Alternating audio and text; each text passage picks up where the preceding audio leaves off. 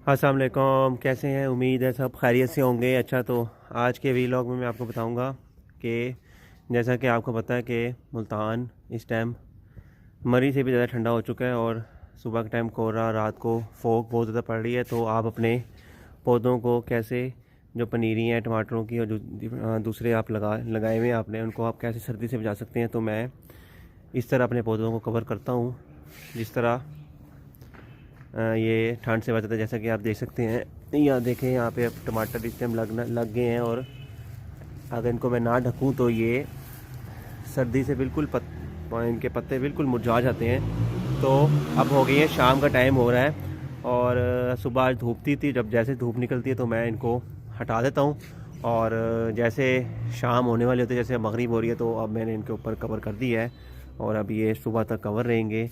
और दिखाने का मकसद ये है कि अपने पौधों को सर्दी से बचाएं। और आजकल कोहरा भी पड़ रहा है जिसकी वजह से पौधे वगैरह जल जाते हैं।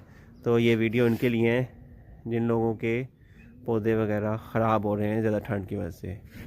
और इंशाल्लाह फिर नेक्स्ट वीलॉग में मुलाकात करेंगे।